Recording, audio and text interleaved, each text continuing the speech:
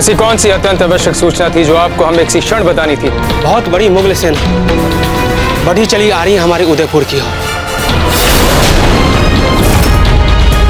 टूडा, इसी क्षण जाके सभी सैनिकों का अवकाश रद्द कीजिए और जो सैनिक यहाँ उपस्थित हैं उन्हें तैनात कीजिए। हमें मेवाड़ के सभी सैनिक यहाँ उपस्थित चाहिए।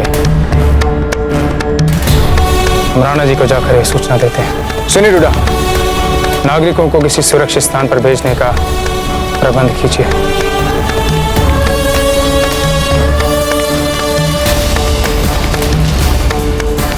हुजूर, अब आगे जाके एक छोटा सा मेवाड़ी गांव आने वाला है।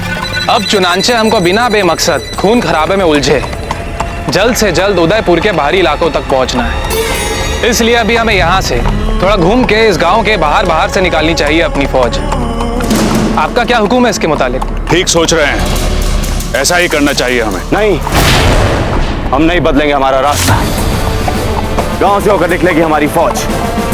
जलाकर खाक कर देंगे मेवाड़ी गांव को। गांव के हर एक शख्स को जिंदा जला दिया जाए। उनको भी तो पता चले ये आ गए चित्तौड़ वाला कहर बर्पा करने।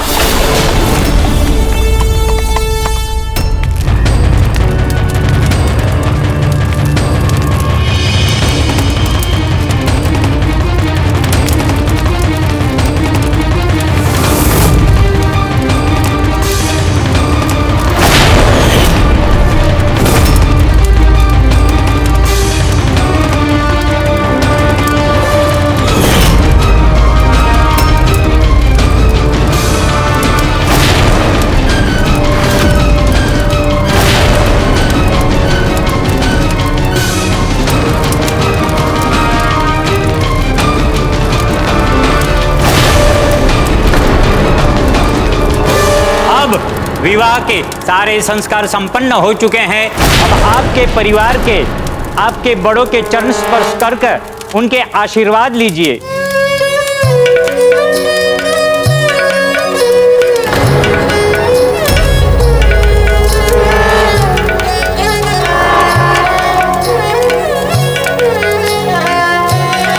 कौन सी विशेष बात हुई? बाबूजी राज, मुगल की फौज हम पे आक्रमण करने आ रही है।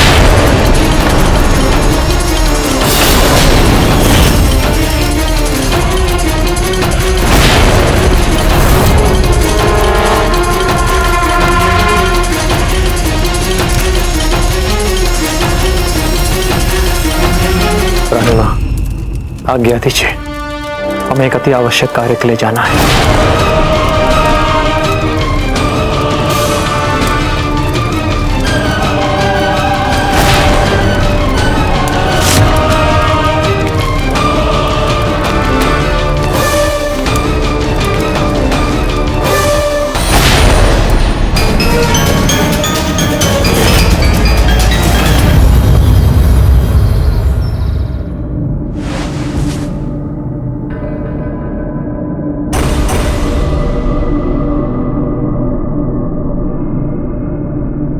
आचार्य जी, क्या योजना है हमारे बचाव की?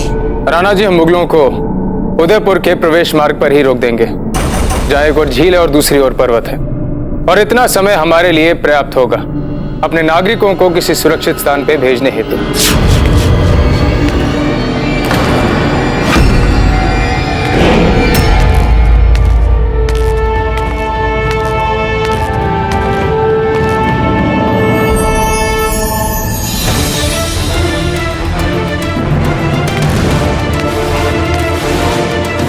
आचार्य जी, सबसे पूर्व हमें मुगल फौज के बारे में सारी जानकारी दीजिए। अपनी सेना तैयार कीजिए। नगर में प्रवेश करने से पूर्व हम उन पर टूट पड़ेंगे। किंतु नगर और नागरिकों की सुरक्षा का उत्तरदायित्व भी हम पर है कुंवर प्रताप, और नागरिकों को किसी सुरक्षित स्थान पर भेजने हेतु आवश्यकता है पर्याप्त समय की। बिल्कुल चाहिए आचार्य जी, किंतु मुगल फौज हमारे इतने निकट आ पहुंची और संख्या में अधिक होने के कारण वे हमें घेर भी सकती है। और दाजीराज, यदि उन्होंने हमें घेर लिया तो उन्हें बाहर ढकेलना लगभग असंभव हो जाएगा।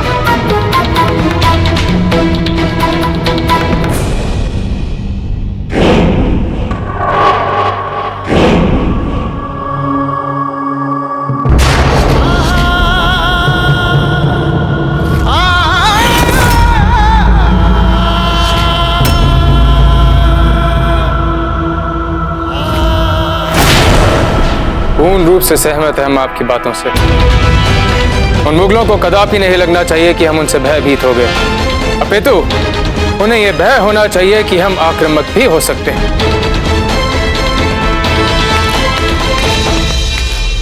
हुकुम, बहुत बड़ी मुगल सेना किलवा गांव तक पहुंच चुकी है। पूरे गांव को तहस नहस कर रहे हैं और किसी को जीवित नहीं छोड़ा।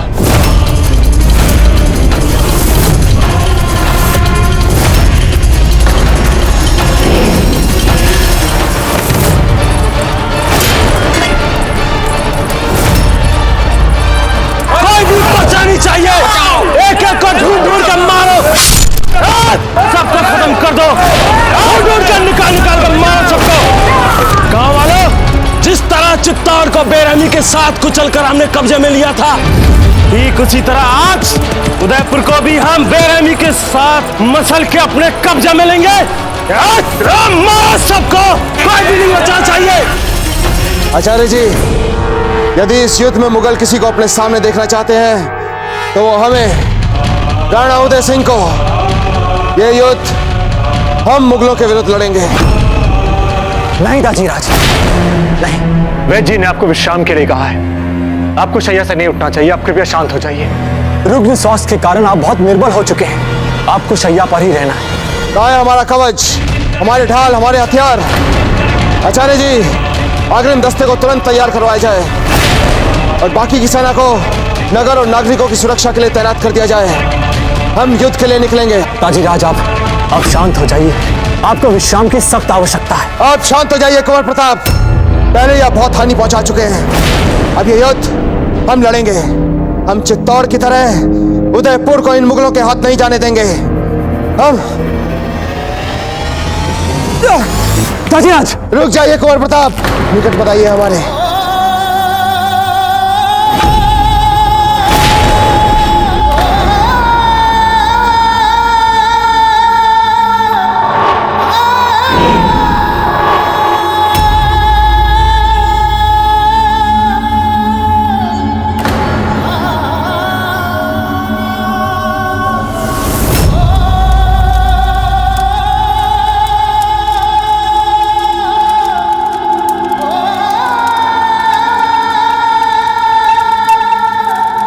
बचा लो हुकुम, बचा लो।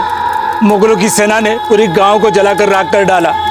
बच्चे, बूढ़े, औरत, जवान जो भी मिले बड़े बेदर्दी से उसके प्राण ले लिए। चारों तरफ हाहाकार मचा रखी है मुगल की सेना ने। आप हमारी जान रक्षा कीजिए, हमें बचा लीजिए हुकुम, हमारी जान बचा लीजिए। शांति रखिए, घबराइए मत आप सभी। कुंवर प्रताप के होते हुए कोई बाल भी बाका नहीं कर सकता उदयपुर का। भरोसा रखिए अपने प्रताप पर, भरोसा रखिए हम पर। जब तक हम इन मुगलों को खदेड़ नहीं देते, चैन से नहीं बैठेंगे। आप क्या खदेड़ेंगे अकबर को यहाँ से कुंवर चंद्रसेन? ये जो विनाश हो रहा है हमारा, ये आपके मारवाड़ की राजकुमारी जी के कारण ही हो रहा है। अब कोई नहीं बचा सकेगा हमें महाविनाश से, कोई नहीं बचा सकेगा।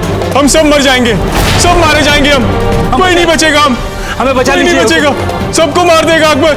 हुकुम, हमारी रक्षा कीजिए आप। ताजीराज,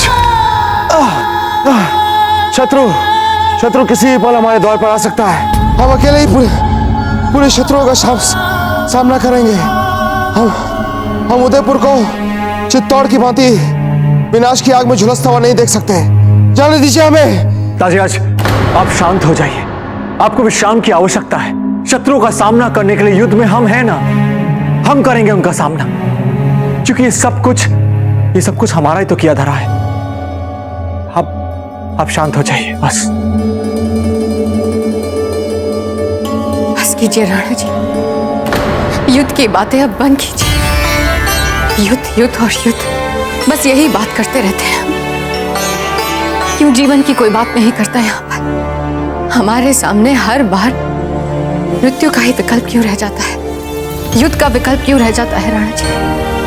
आप बताएं। हम जानते हैं कि राजपूतानियों को जीने की बात करना नहीं सिखाया जाता। मरने मराने की बात सुनना चाहते हैं सब हमसे, पर हम आपसे कह देते हैं कि हम आपको युद्ध भूमि में अपने प्राण नहीं गंवाने देंगे और ना आपको खोना चाहते हैं कुंवर प्रताप।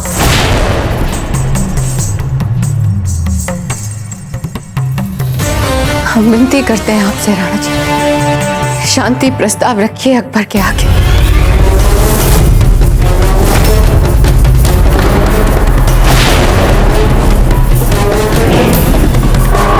शांति?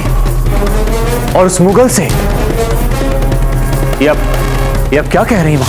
हाँ कुंवर प्रताप, क्योंकि अकबर के साथ आपकी शत्रुता ना तो दूसरे राजनीतिक विकल्पों को अवसर देती है, ना ही आपको सुख चैन से जीने देती है। इसीलिए हाथ धो के मेवाड़ के पीछे पड़ा। हम आपसे भी विनती करते हैं कुंवर प्रताप, शांति से 2 पग पीछे खींच लीजिए। फिर भाई जी, पीछे हटने से क्या अभिप्राय है आपका?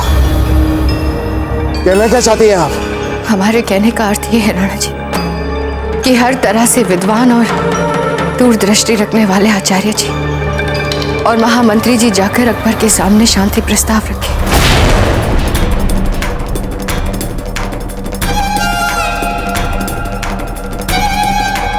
हो सके तो बिना कुंवर प्रताप के जाए, ताकि शांति से बात हो सके।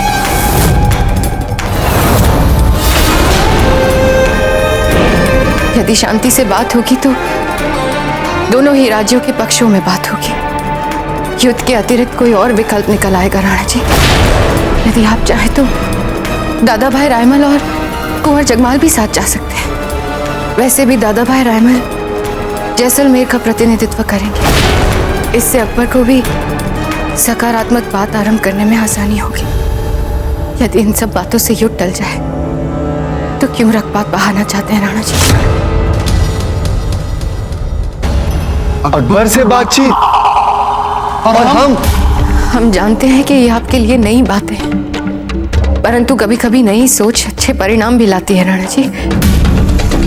आप इसे हमारी भावुकता समझ सकते हैं, परंतु इससे हमारे प्रियजनों के प्राण बच जाए, उदयपुर बच जाए, तो है ये हमारी भावुकता। ये आवश्यक नहीं है राणा जी कि शांति आत्मसम्मान गवा के प्राप्त की जाती है। दूसरे भी तो मार्ग हैं। एक बार बस प्रयास करें आप।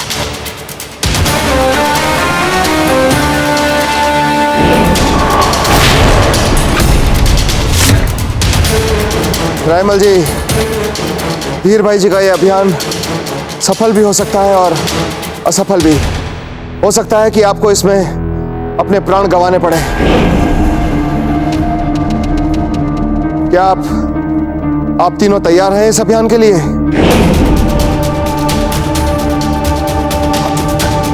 अब अगर बहना ने कहा है तो राखी की लाश तो रखनी पड़ेगी ना। कुछ ना कुछ करेंगे हम। तो ठीक है, इस अभियान के लिए आचार्य जी, रायमल जी और कुंवर जगमाल सेना के साथ जाएंगे। लेकिन सबसे पहले आप शांति का प्रयास करेंगे। पर दाजीराज, कृपया हमारी बात समझने का प्रयास। निश्चित रूप से आपके दाजीराज युद्ध का तनाव नहीं चाहते और ना ही वह इस तनाव को सह पाएंगे। एक राज्य के लिए उसके राजा का जीवित रहना सबसे महत्वपूर्ण होता है। जो कार्य शांतिपूर्वक हो सकता है उसके लिए युद्ध की क्या आवश्यकता है? और वैसे भी शांति का प्रयास करने में कोई हानि नहीं। देखते हैं शांति ये प्रयास हमारे हित में होती है या नहीं।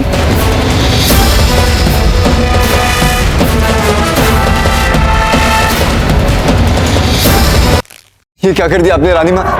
आप ऐसा कर कैसे सकती हैं? आप जानती नहीं है क्या कि अकबर का क्रोध कितना प्रसिद्ध है? अरे छोटी सी बात में हमारे टुकड़े टुकड़े कर देगा वो। यदि रानी माँ आपको हमें अकबर के हाथों से ही मरवाना था तो फिर हमें जन्म क्यों दिया? कहा तो आप हमें बड़े बड़े सपने दिखा रही थी कि आप जाके अकबर के साथ भारी वाली संधि करेंगी, और अब कहा ये? कुंवर जगमाल, राजा बनने के लिए केवल सपने देखना पर्याप्त नहीं होता है, कुछ करना भी पड़ता है।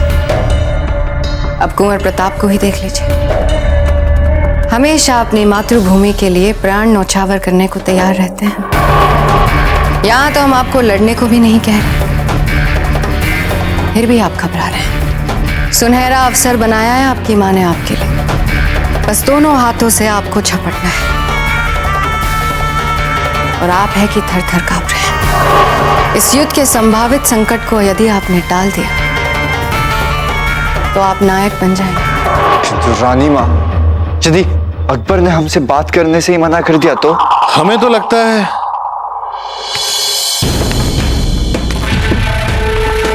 जीजा ने सुनिश्चित कर लिया कि वे बात करें आपसे। इस संसार के सबसे डरपोक पुत्र से कौन प्रेम करता है? कौन? हम कुंवर जगमाल, आपकी रानी माँ।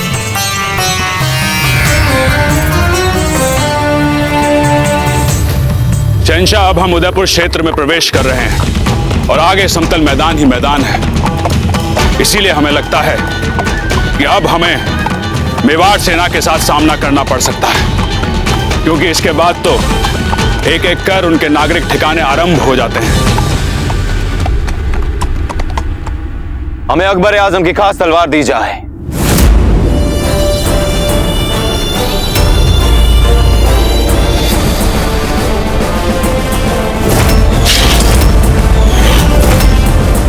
एक बूंद खून नहीं चखा इस तलवार में।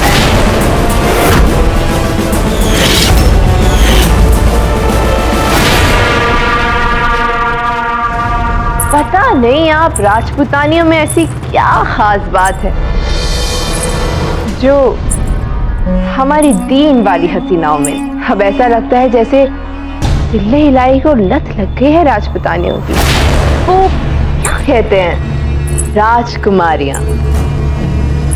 हम ये कह रहे थे कि उन्हें लत लग गई है राजपूतानों की, राजकुमारियों की। अब देखिए ना, अपनी तमाम मशरूफियतों को छोड़ फूल कवर को लेने चले गए उदयपुर। वाह वाह वाह वाह। और हाँ, हमने तो सुना है कि मेवाड़ की महारानी धीर बाई खुद आई थी शहंशाह को दावत दे। अब देखिए कितनी हैरत अंगेज बात है, जिस प्रताप को अपनी मेवाड़ का एक सूद जमीन देना गवारा ना था, उन्हीं की अम्मा अब सौतेली है तो क्या हुआ, है तो प्रताप ही की अम्मा ना। अपने बेटे को राजगद्दी पे बैठाने के लिए तैयार हो गई शहंशाह के कदमों में राजपूताना रखने के लिए। अरे हाँ, हमने तो सुना है बेगम वो आप ही के रिश्तेदार है ना।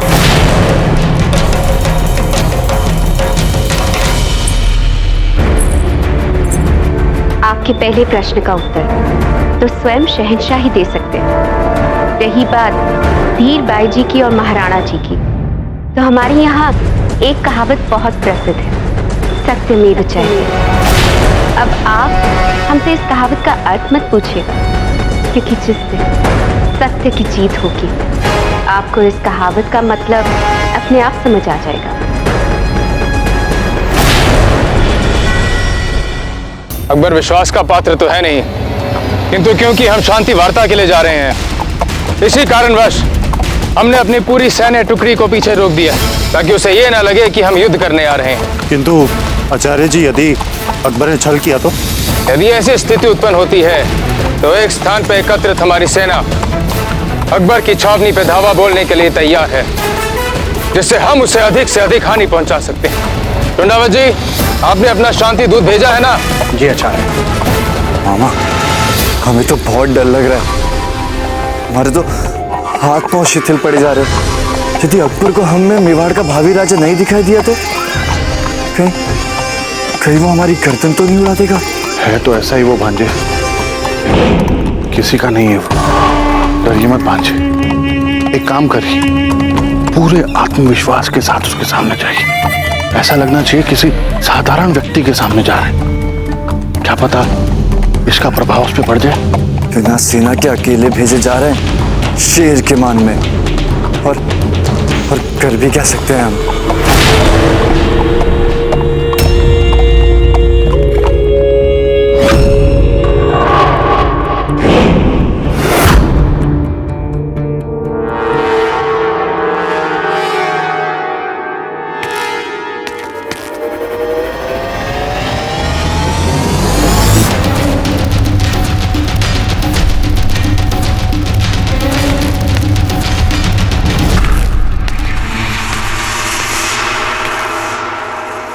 वो लोग आ चुके हैं शहंशाह।